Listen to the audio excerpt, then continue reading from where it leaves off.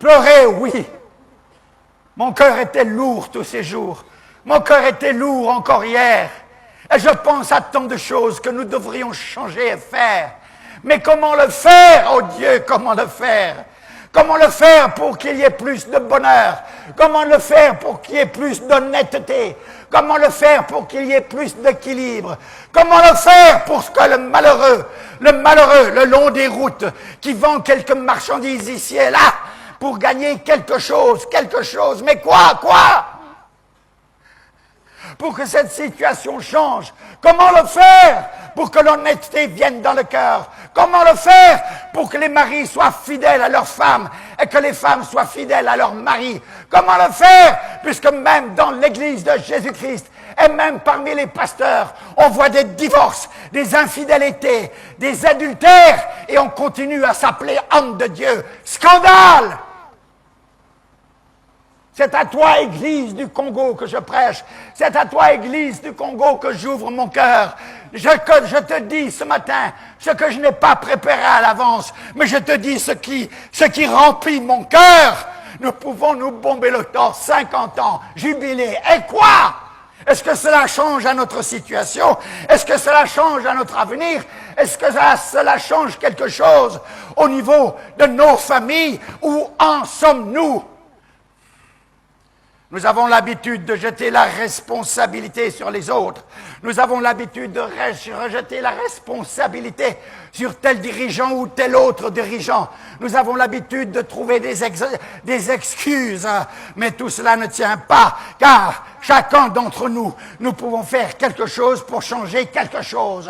Et si chacun d'entre nous, dans cette église, nous sommes décidés à changer quelque chose, nous aurons une influence. Et cette influence va se multiplier. Et se multiplier encore. Fini de jouer continuellement. Pourquoi jouer encore et encore? En voulant nous excuser de tant de façons, nous excuser pour nos péchés les plus abjects, pour nous excuser pour la honte, oui, la honte qui devrait couvrir et voiler notre visage. Ô Congo, où vas-tu? Ô Congo, où vas-tu? Les larmes me remplissent les yeux. Y a-t-il un espoir aujourd'hui?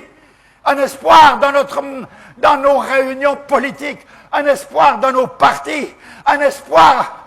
Mais mes frères, depuis 46 ans que je suis à Kinshasa, qu'ai-je vu comme espoir réalisé pour le meilleur de la nation, pour le meilleur de la masse, pour le meilleur du peuple?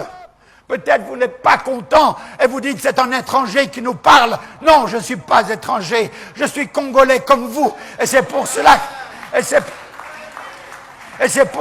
je parle.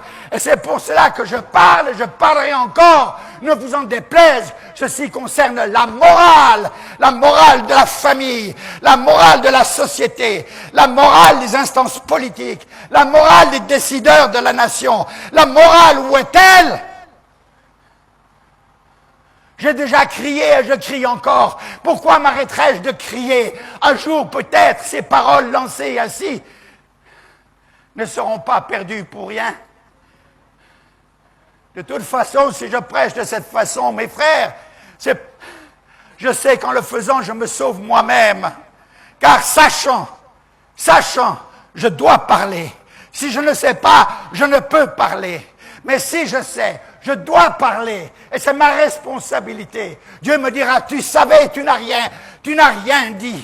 Frères et sœurs, je ne cherche pas à ce que les hommes m'aiment, mais je cherche à ce qu'ils aiment le Dieu vivant.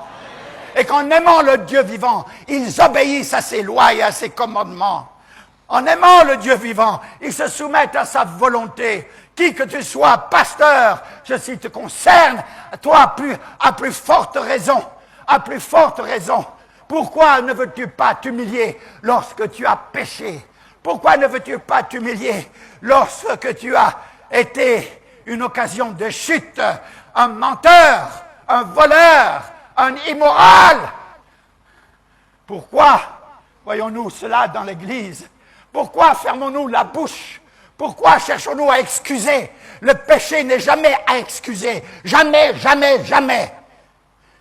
Quand il y a péché, le chemin de la réhabilitation passe par l'humiliation et la confession. Voilà le chemin de la réhabilitation. Il n'y a pas d'excuse au péché, quel qu'il soit.